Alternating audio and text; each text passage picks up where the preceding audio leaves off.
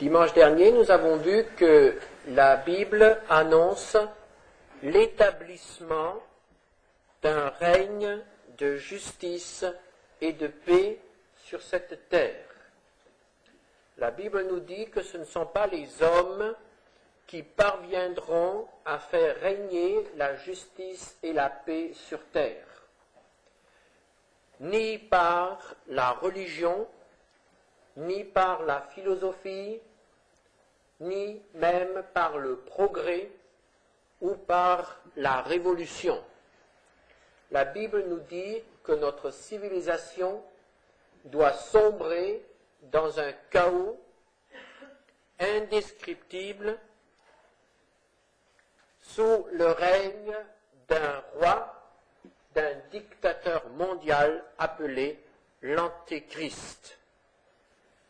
L'Antéchrist deviendra le maître du monde et mènera le monde à sa ruine. Mais l'Antéchrist sera détruit par le Seigneur Jésus-Christ lui-même, qui viendra le combattre et qui établira alors sur terre un règne de justice et de paix.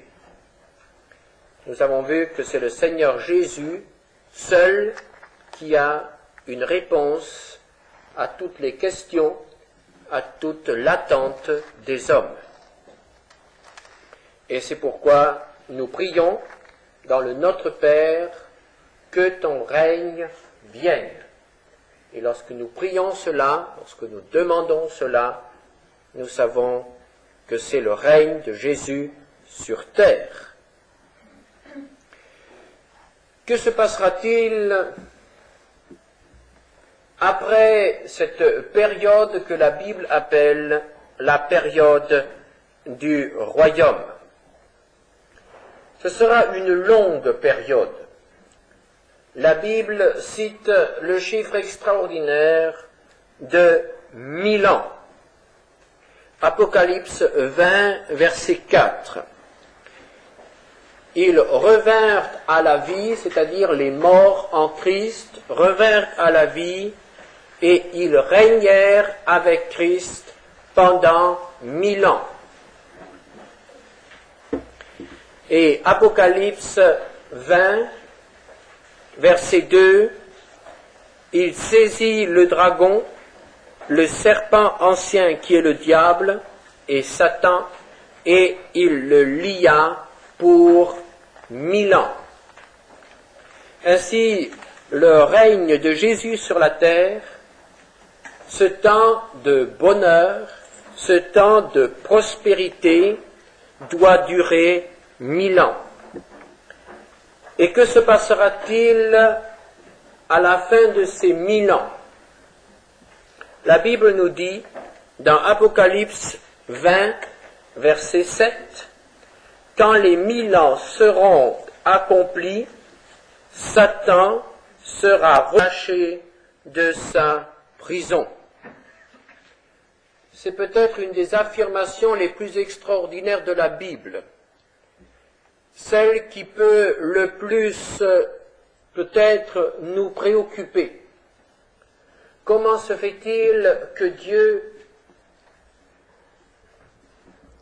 donne encore cette occasion à Satan de faire du mal sur la terre, alors que depuis des millénaires, Satan a donné la preuve de sa méchanceté,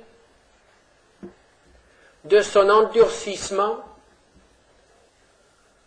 alors qu'il a été vaincu, qu'il a été lié pour cette période de 1000 ans. Pourquoi relâcher Satan? Pourquoi lui ouvrir encore une fois sa prison et lui laisser les mains libres? Le Seigneur permettra cette dernière et grande épreuve de l'humanité pour servir de test. En effet, on est en droit de se demander que va faire l'humanité après avoir connu 10 siècles de bonheur, de prospérité, de paix, de justice sur la terre. Que va-t-elle faire après avoir joui du règne, de la domination immédiate de Jésus-Christ sur la terre? Et après avoir ainsi reconnu que Dieu existe, que Dieu veut son bien et que Dieu peut lui donner le bien, que Dieu peut lui donner ce que l'humanité en elle-même n'a jamais pu trouver, et ce que Satan n'a pas pu lui donner, malgré ses promesses. Et on est en droit de se demander, est-ce que 1000 ans de bonheur ont changé quelque chose au cœur de l'homme? Car évidemment, aujourd'hui, quand un enfant fait le mal, on dit, c'est le mauvais exemple. Ce sont les mauvais caractères, c'est la mauvaise éducation. 1000 ans seront donnés aux hommes, 1000 ans de bonheur et de paix, pour voir si le bon exemple, la bonne éducation, la paix et la justice ont changé le cœur des hommes. Est-ce qu'après 1000 ans, les hommes seront meilleurs? Et nous lisons que Satan est relâché et il va vers les hommes. Au verset 8, « Et il sortira pour séduire les nations qui sont aux 4 coins de la terre, Gog et Magog, afin de les rassembler pour la guerre. Leur nombre est comme le sable de la mer. Et ils montèrent sur la surface de la terre, et ils investirent le camp des saints et la ville bien-aimée. » Dès que l'occasion lui en est donnée, cette humanité se révolte à nouveau contre son Créateur, contre son Sauveur. C'est une véritable multitude qui se ligue pour rejeter Dieu, qui, une fois de plus, croit le tentateur qui lui dit, cette fois-ci, j'ai le pouvoir de vous rendre semblable à Dieu. Cette fois-ci, il ne tient qu'à vous pour que la terre vous appartienne, pour que Dieu soit définitivement expulsé de votre univers, pour que vous soyez enfin vous-même les maîtres de votre destinée. Pourquoi avez-vous besoin de Dieu? Le bonheur et la paix, vous pouvez aussi l'avoir sans Dieu.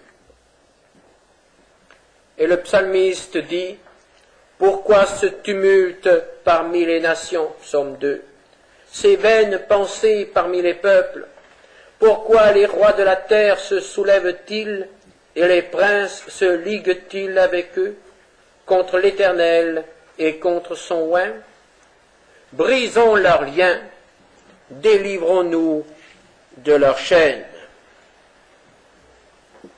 L'humanité en révolte se ligue pour obliger Jésus et les siens à quitter la terre. Ils veulent littéralement l'expulser. Quand le Fils de l'homme, quand le Fils de Dieu est venu pour la première fois, la Bible nous dit simplement, il n'y avait point de place. Quand la lumière est venue, la Bible dit, les siens ne l'ont point reçu. Et quand Jésus est entré à Jérusalem, la foule a crié, crucifie. La seule place que le monde avait pour le Fils de Dieu, le Sauveur, c'était une croix. Et après avoir donné pendant 10 siècles la preuve de son gouvernement et de la possibilité qu'il a de donner la paix au monde, Jésus voit une fois de plus cette humanité se révolter, se dresser, lever le poing vers le ciel et demander qu'il quitte cette terre. Frères et sœurs, s'il fallait une preuve, nous l'avons ici. Le cœur de l'homme est désespérément mauvais. Le cœur de l'homme est corrompu. Et que ce soit l'éducation, que ce soit l'exemple, le cœur de l'homme ne peut pas être vraiment changé. Quelle sera la réponse de Dieu? La réponse de Dieu nous étonne. Au verset 4 du psaume 2, celui qui siège dans les cieux rit. Le Seigneur se moque d'eux. Quand cette foule innombrable avancera vers Jérusalem, dans sa fureur, avec des blasphèmes contre Dieu, on entendra soudain dans le ciel un grand éclat de rire. L'éclat de rire de Dieu. La Bible ne nous présente presque jamais Dieu en train de rire. Dans les évangiles, on ne voit jamais Jésus rire, ni plaisanter. Jésus était dans la joie, mais il ne riait pas. Mais ce jour-là, au moment de la révolte des hommes, le Seigneur rira. Il rira à cause de la folie des hommes, et il se moquera d'eux. En effet, quelle folie! Quelle folie que de croire que des hommes, avec toutes leurs fusées et tous leurs avions et tout ce qu'ils auront en ce temps-là, que des hommes parviendront à chasser Dieu leur Créateur. Quelle folie! Nous pensons que ce n'est pas possible. Et pourtant, n'est-ce pas une folie aussi grande encore aujourd'hui de dire aujourd'hui qu'on n'a pas besoin de Dieu? Est-ce que ce n'est pas une folie que de dire je peux vivre ma vie sans Dieu? Est-ce que ce n'est pas une folie que d'écrire et de proclamer Dieu est mort? Dieu n'existe pas. Est-ce n'est pas une folie que de dire j'ai fait le tour de la terre et je n'ai pas rencontré Dieu? Folie, folie des hommes qui se révoltent contre Dieu. Et Dieu rit. Dieu se moque de ces insensés qui pensent être plus forts que lui. Est-ce pas une folie que de dire encore aujourd'hui, je peux vivre ma vie sans mon Sauveur? Je n'ai pas besoin de Jésus. Oh, si cela devait être le cas pour l'un ou l'autre d'entre nous, oui, c'est une folie. Il n'y a pas de plus grande folie que de résister à l'appel d'amour de Dieu, à ces appels qui nous invitent à nous repentir de nos péchés, à mettre fin à notre vie de vanité et de folie et à nous donner enfin à lui comme des serviteurs soumis, obéissants et reconnaissants. Quelle folie de résister à l'appel de Dieu. Mais ce ne sera pas tout. Le psalmiste poursuit, puis il leur parle dans sa colère, il les épouvante dans sa fureur. C'est moi qui ai oint mon roi sur Sion, ma montagne sainte. Je publierai le décret. L'Éternel m'a dit, tu es mon fils, je t'ai engendré aujourd'hui. Oui, le Seigneur parlera, et lorsqu'il parlera, les hommes seront détruits d'épouvante. Apocalypse 20, verset 9, « Mais un feu descendit du ciel et les dévora. » Cette terre doit donc être consumée par le feu. C'est ce que l'apôtre Pierre annonçait aussi. 2 Pierre 3, verset 7. Les cieux et la terre d'à présent sont gardés et réservés pour le feu, pour le jour du jugement et de la ruine des hommes impies. C'est là qu'aura lieu ce qu'on appelle couramment la fin du monde. Et voici comment Pierre décrit la fin du monde dans 2 Pierre 3, versets 10 à 12. « Le jour du Seigneur viendra comme un voleur. En ce jour, les cieux passeront avec fracas, les éléments embrasés se dissoudront, et la terre, avec les œuvres qu'elle renferme, sera consumée. Puisque donc toutes ces choses doivent se dissoudre, quelles ne doivent pas être la sainteté de votre conduite et votre piété, tandis que vous attendez et hâtez l'avènement du jour de Dieu, à cause duquel les cieux enflammés se dissoudront et les éléments embrasés se fondront. » Et vous savez que dans le texte original, l'apôtre Pierre écrit « les atomes se dissoudront ». Le mot « élément », c'est la traduction du mot grec « atome », que nous retrouvons dans le mot français « atome ». Donc ce que l'apôtre Pierre annonce ici, c'est une destruction, c'est une extraordinaire explosion atomique qui détruira la terre et probablement plusieurs choses qui entourent la terre. Et voici comment les prophètes annoncent cette destruction de la terre. Ésaïe 24, verset 19. Ésaïe vivait 7 siècles avant Jésus-Christ.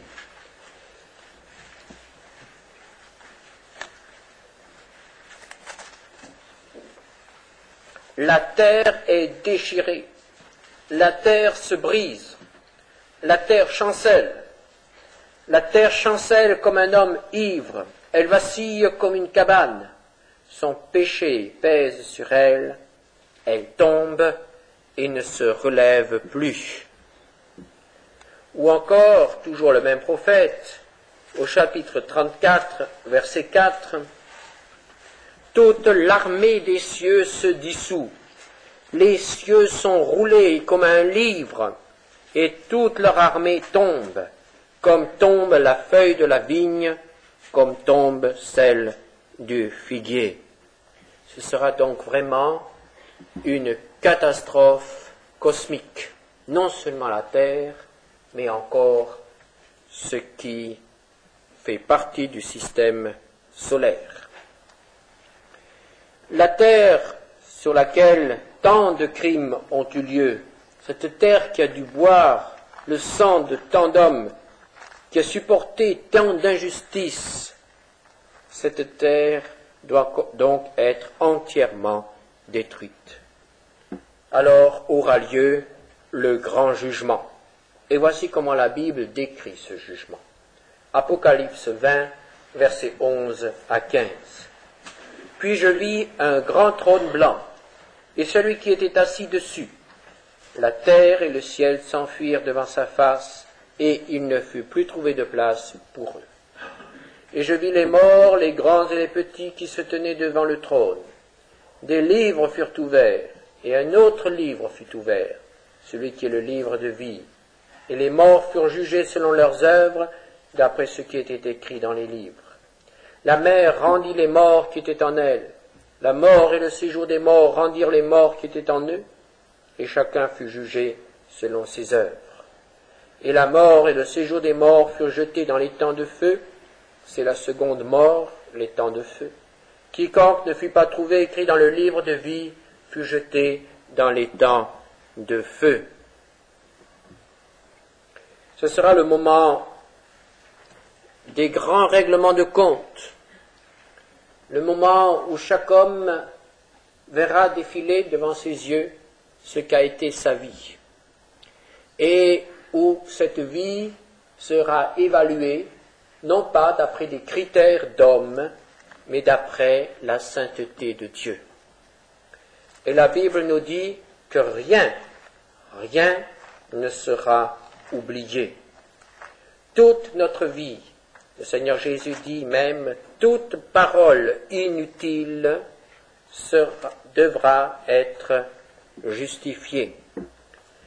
Hébreux 4, verset 12, la parole de Dieu est vivante et efficace, plus tranchante qu'une épée quelconque à deux tranchants, pénétrante jusqu'à partager âme et esprit, jointure et moelle, elle juge les sentiments et les pensées du cœur. Ce ne seront donc pas seulement les œuvres des hommes qui seront jugées, mais aussi leurs pensées et leurs sentiments. Chers frères et sœurs, nous reconnaissons bien que si nous sommes jugés selon ces principes, nul homme n'a de chance de réchapper. Nul homme ne peut dire « je serai reconnu innocent ». Et c'est pourquoi la Bible nous dit que nous devons nous réconcilier avec Dieu avant qu'il ne soit trop tard.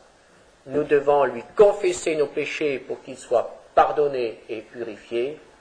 Et le Seigneur Jésus dit que celui qui croit en lui ne sera pas jugé, c'est-à-dire qu'il n'a pas à craindre le jugement dernier. Mais malheur à ceux qui devront se présenter devant Dieu sans le Seigneur Jésus-Christ qui justifie et pardonne.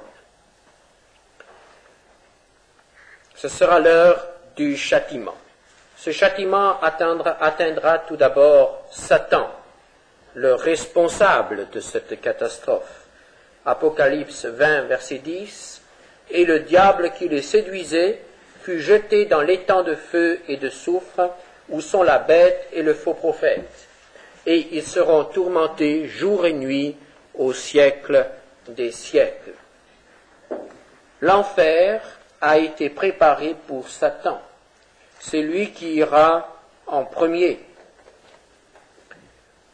Le Seigneur Jésus nous dit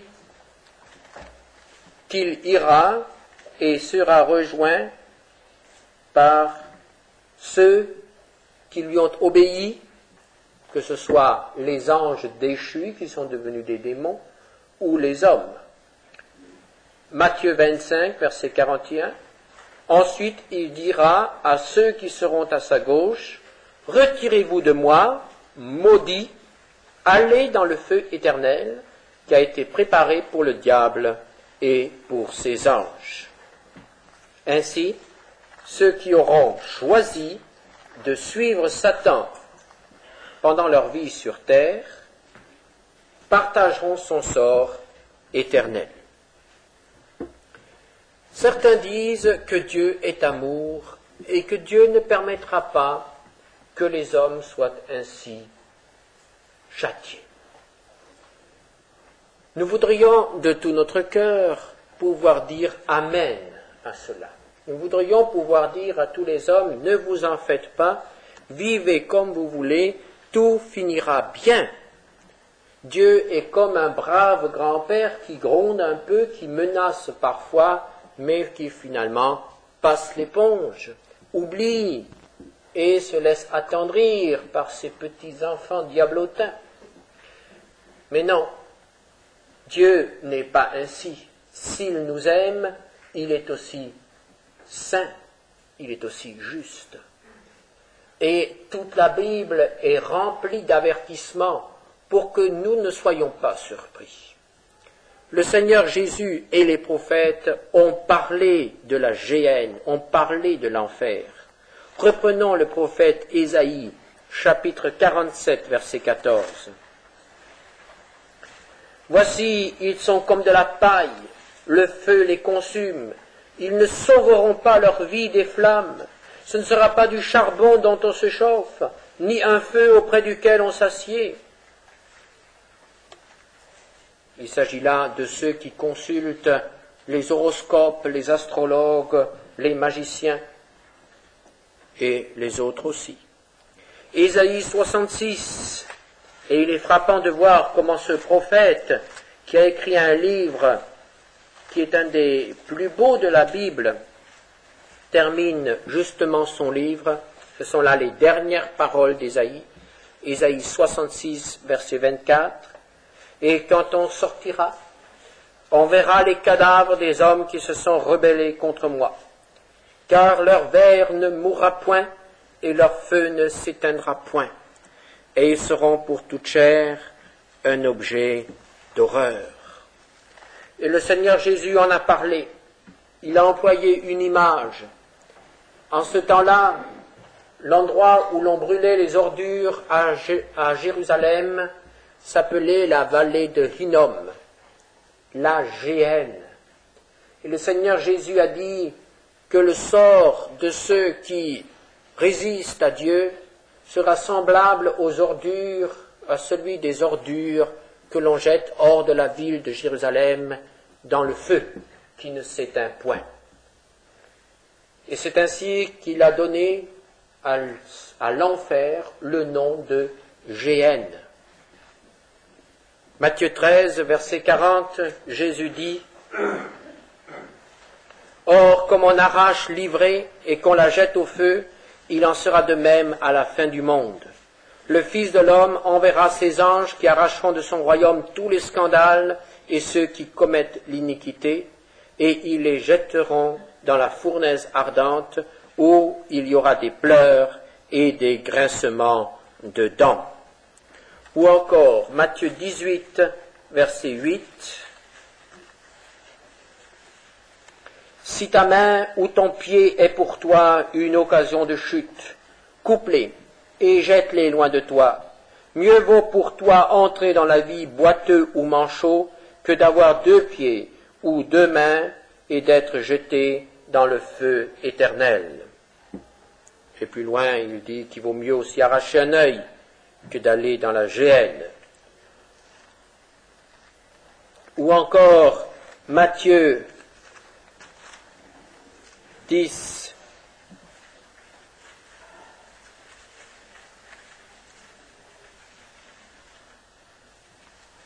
non, pardon, c'est pas Matthieu 10, c'est Hébreux 10.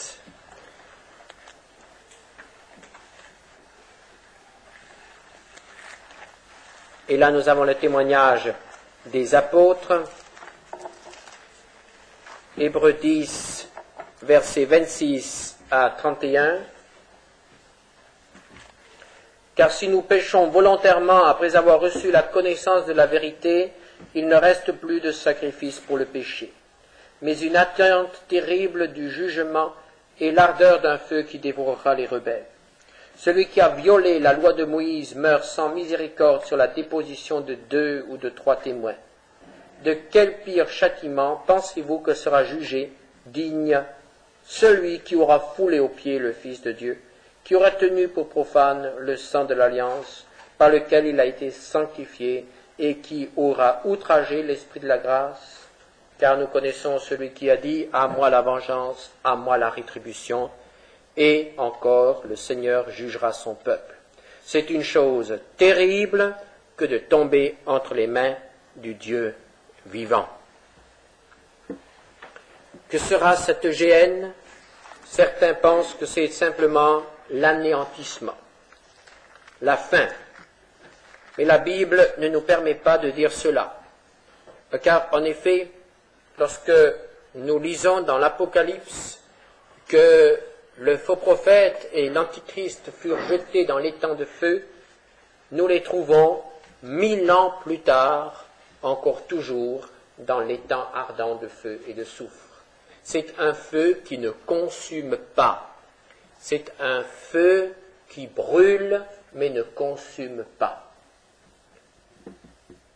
C'est donc quelque chose de terrible et que nous ne pouvons pas nous représenter. Jésus a employé un mot, il a dit cela, c'est périr. Périr. Et il a dit que Dieu a envoyé son Fils pour que les hommes ne périssent pas. Jean 3,16, Dieu a tant aimé le monde qu'il a donné son Fils unique afin que quiconque croit en lui ne périsse pas, mais qu'il ait la vie éternelle. Donc si Dieu a envoyé son Fils pour nous arracher à ce sort terrible, c'est qu'il nous aime. Mais ceux qui refusent le Fils de Dieu, pour cela, il n'y a pas d'autre solution, il n'y a pas d'autre salut. La vie éternelle. Qu'est-ce que la vie éternelle? Nous terminerons par cela. La vie éternelle, c'est une éternité passée avec Dieu, une éternité dans un monde nouveau. Et cette fois-ci, il ne s'agit plus de la terre est détruite. Mais il s'agit d'une création tout à fait nouvelle. C'est une création qui a été promise par le Seigneur. Reprenons Ésaïe 51, verset 16.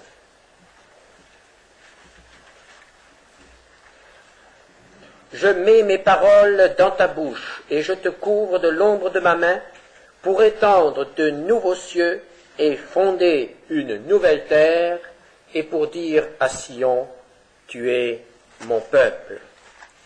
Et encore, Ésaïe 65, verset 17.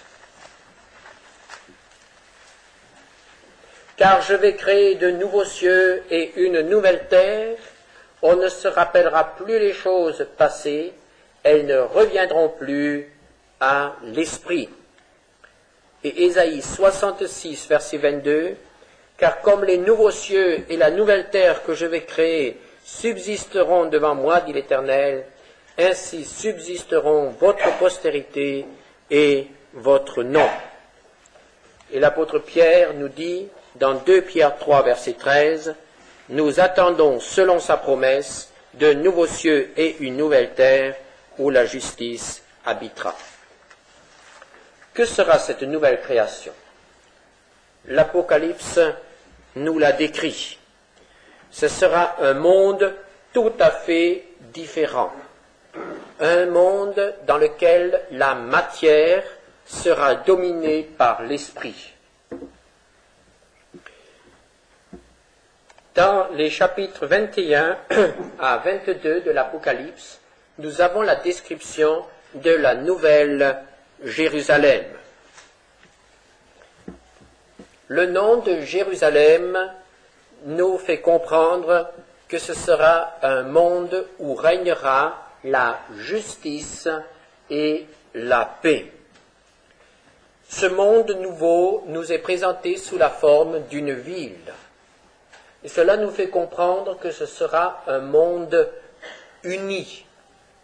Le psalmiste, au psaume 122, verset 3, parle de Jérusalem comme d'une ville dont toutes les parties sont liées ensemble. Ainsi, le monde nouveau sera un monde qui sera en harmonie avec lui-même. Toute désharmonie, toute tension auront disparu. Ce sera un monde glorieux.